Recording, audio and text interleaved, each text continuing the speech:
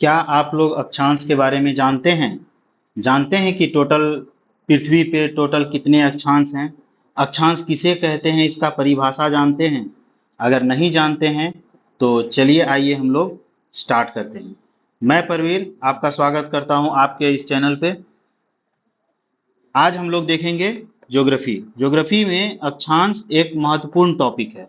इस टॉपिक पर हम लोग चर्चा करेंगे, इस टॉपिक के बारे में डिटेल से जानेंगे। तो इस टॉपिक में क्या क्या जानेंगे, तो इसमें अगर आप अभी तक चैनल को लाइक नहीं किए हैं तो लाइक करें, कमेंट करें और शेयर कर लें अपने दोस्तों को, ताकि ये वीडियो उनको भी मिल सके। सब्सक्राइब जरूर कर लें। सब्सक्राइब करने से इस तरह के वीडियो आपके चैनल पे आपके नोटिफिकेशन में मिल जाएगा। तो चलिए हम लोग शुरू करते हैं। अक्षांश। अक्षांश इसको इंग्लिश में बोला जाता है लेटीट्यूड, TTU, लेटीट्यूड। अब अक्षांश है क्या? अगर हम लोग इसका परिभाषा देखें, अगर हम लोग देखें तो इसका परिभाषा क्या है, आइए जानते हैं। पृथ्वी के केंद्र से भूमध्य रेखा के उत्तर या दक्षिण, पृथ्वी के केंद्र से भूमध्य रेखा के उत्तर या दक्षिण का कोणीय दूरी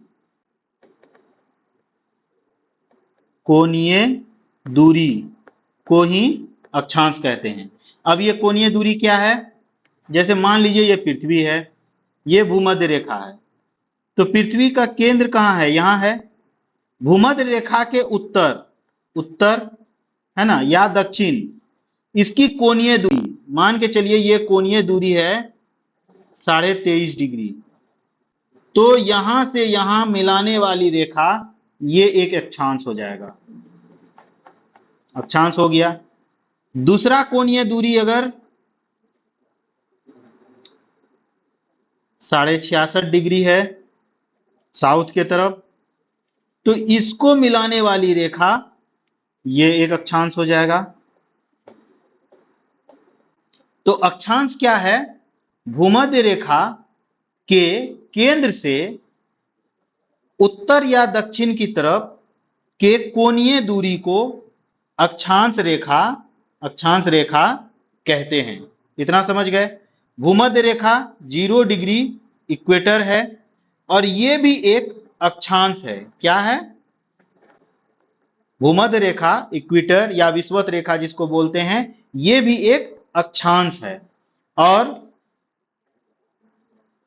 ये भी क्या है? अक्षांश है। अब कोणीय दूरी के आधार पे जब अक्षांश में बांटते हैं, ठीक है, तो अब बात आता है कि उत्तर साइड यानी कि इक्वेटर से उत्तर, जब ये पृथ्वी के बीचों बीच जब ये काल्पनिक रेखा गुजरती है, जो इक्वेटर है, पृथ्वी को 2 बराबर भागों में बांटती है, जिसको बोलते हैं नॉर्थ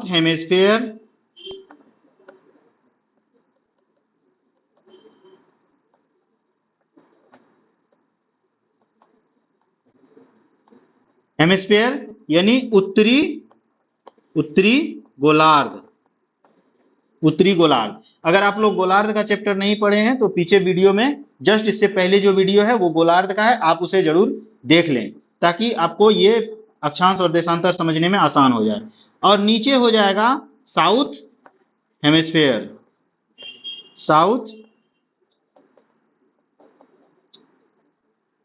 हेमिस्फीयर यानी दक्षिणी गोलार्ध। ठीक है, तो जब ये दोनों गोलार्ध में बांटती है, तो अब आता है कि टोटल अक्षांश होता कितना है। भाई अक्षांश कितना होता है? अब कोणीय दूरी तो निकाल लिए, कोणीय दूरी के आधार पे अक्षांश होगा, लेकिन होगा कितना?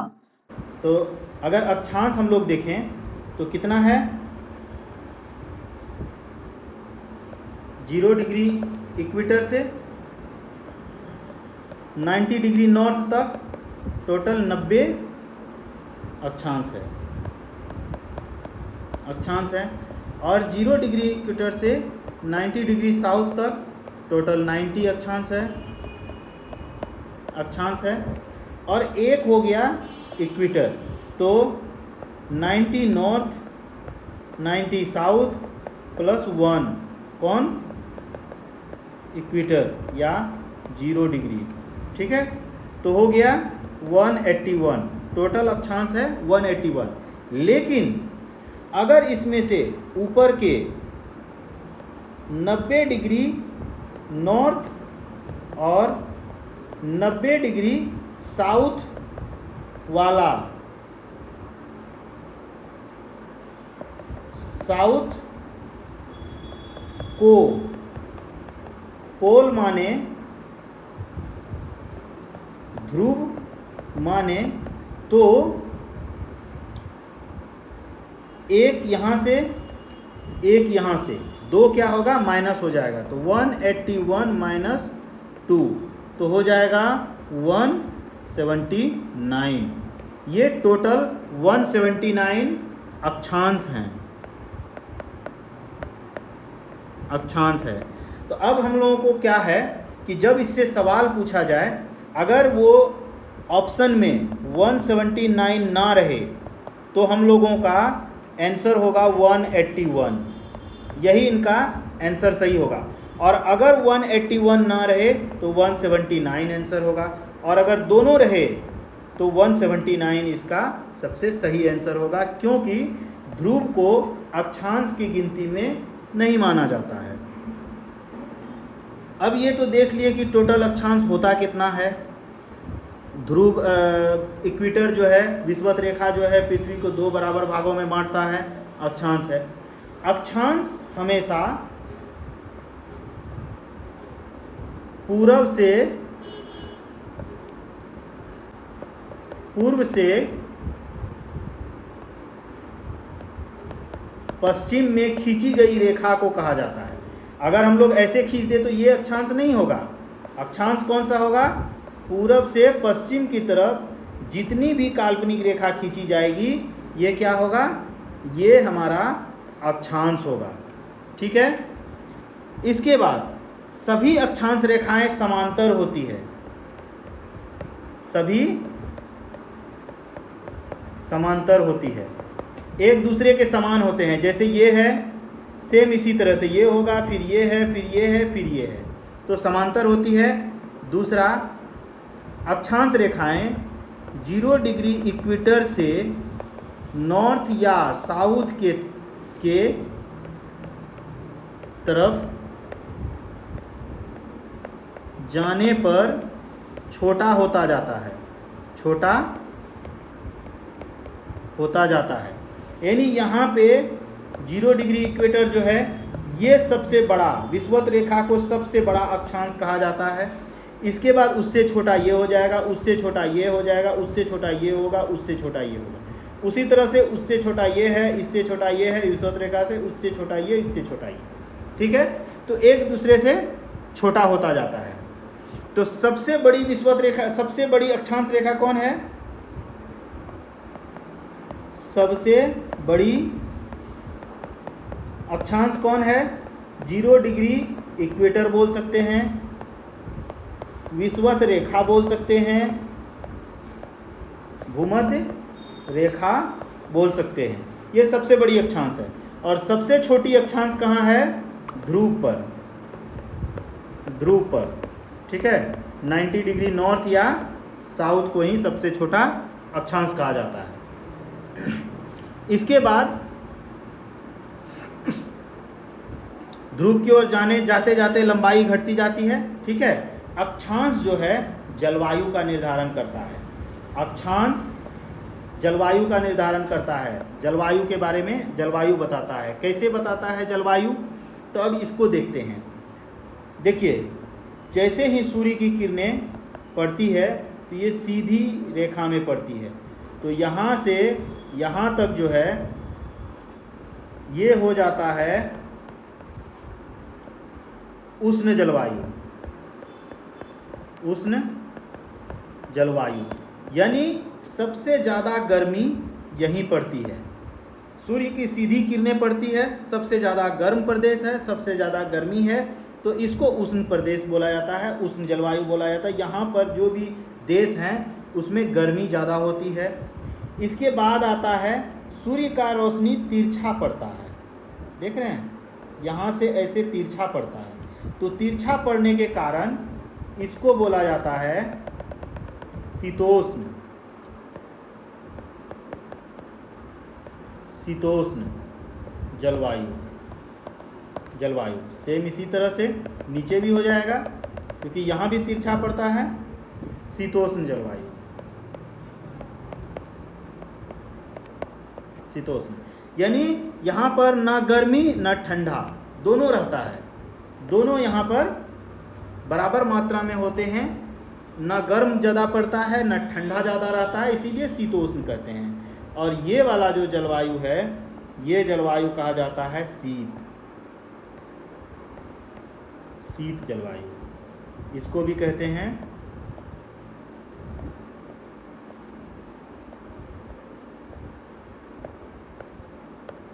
शीत जलवायु। ठीक है, तो जलवायु के बारे में समझ रहे हैं। ये जलवायु में अक्षांश रेखा जो है, अक्षांश रेखा, काल्पनिक रेखा पृथ्वी को जलवायु प्रदेशों में बांटती है, तापमान का निर्धारण करती है, तापमान का निर्धारण करती है, जलवायु प्रदेशों में बांटती है कि पृथ्वी के किस जगह से किस जगह तक सबसे ज़्यादा गर्म जगह है, किस जगह से थोड़ा ठंडा है और किस जगह से पूरी ठंडा है। और एक चीज़ है, दिन और रात अक्षांश से ही निर्धारण होता है। ठीक है, और स्थान का पता लगाने के लिए भी अक्षांश का महत्व है, क्योंकि किसी भी स्थान का पता लगाना है तो उसके लिए अक्षांश रेखा और देशांतर रेखा दोनों का होना जरूरी है। इसीलिए आप लोग देखते होंगे लैंगिट्यूड और लैटिट्यूड। लैंगिट्यूड लैटिट्यूड जो नंबर होता है वो किसी भी इंसान का, किसी भी जगह का एक एग्जैक्ट सही स्थान का एड्रेस है, जिससे पता चल जाता है कि वो पृथ्वी के किस जगह पर स्थित है। ठीक है, अब अगर हम लोग देखें अक्षांश को, तो अक्षांश को मुख्य रूप में अक्षांश एक होता है 0 डिग्री इक्वेटर, जिसको विषुवत रेखा, भूमध्य रेखा बोला जाता है। ठीक है, 0 डिग्री इक्वेटर से ऊपर 23.5 डिग्री पर नॉर्थ, 23.5 डिग्री उत्तर में क्या है, कर्क रेखा। कर्क रेखा, ये कर्क रेखा भारत के बीचों बीच से गुजरती है, और जब भारत के बीचों बीच से गुजरती है तो ये भारत के 8 राज्यों से गुजरती है। वो कैसे बताते हैं, और नीचे में होता है 23.5 डिग्री पर, 23.5 डिग्री साउथ पर होता है मकर रेखा। ये जो है ऑस्ट्रिया के मध्य से गुजरता है। ठीक है, इतना समझ गए। अब चलिए, इसके आगे होता है 66.5 डिग्री, 66.5 डिग्री नॉर्थ, इसको बोला जाता है, ये कर्क रेखा, ये मकर रेखा हो गया। ठीक है, 66.5 डिग्री नॉर्थ को बोला जाता है आर्कटिक वृत्त। आर्कटिक वृत्त, ये आर्कटिक वृत्त इसको बोला जाता है। ठीक है, और इसी तरह से 66.5 डिग्री पे साउथ के तरफ इसको बोला जाता है अंटार्कटिक वृत्त। अंटार्कटिक वृत्त ये सबसे शीत प्रदेश है। ठीक है, अंटार्कटिक वृत्त, इसके बाद यहाँ होता है ध्रुव। ठीक है, और इसके बाद यहाँ होता है ध्रुव। 90 डिग्री नॉर्थ और 90 डिग्री साउथ में ध्रुव है। तो 90 डिग्री साउथ में सालों भर बर्फ जमी रहती है, जो अंटार्कटिक वृत्त है। यहाँ पर हमेशा बर्फ जमी रहती है, बर्फ से ढका रहता है, ये पूरा बर्फीला इलाका है। यहाँ पे भी बर्फ है, और दोनों साउथ की तरफ बर्फ से ढकी रहती है। अब इसके बाद आता है कि हम लोग देखें कि भारत के 8 राज्यों होके कैसे गुजरती है। अगर ये आप लोग देखे होंगे, गुजरात है और इधर अरुणाचल प्रदेश होती है। तो यहाँ से कर्क रेखा ऐसे करके गुजरती है, ऐसे, ठीक है। तो यहाँ पे सबसे पहले हो जाता है गुजरात,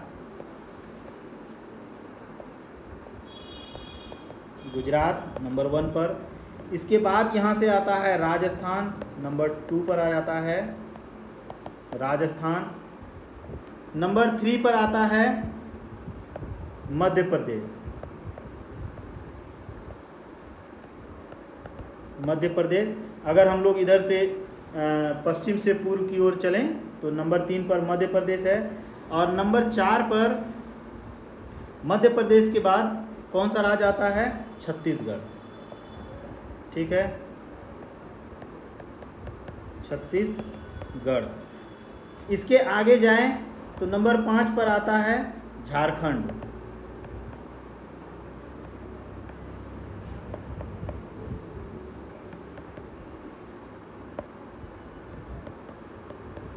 झारखंड। नंबर 6 पर आ जाता है वेस्ट बंगाल, वेस्ट बंगाल, ठीक है।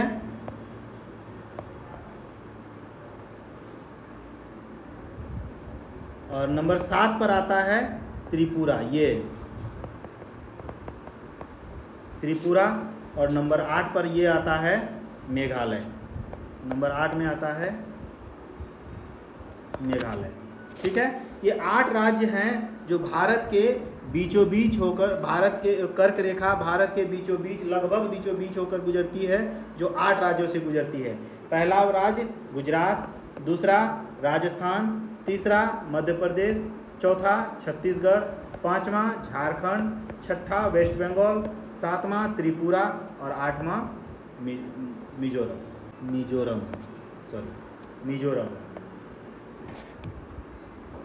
मिजोरम होकर गुजरती है। तो ये 8 राज्य के बारे में जान गए। अक्षांश किसे कहते हैं समझ गए। तो अक्षांश से सवाल कैसे पूछे जाते हैं।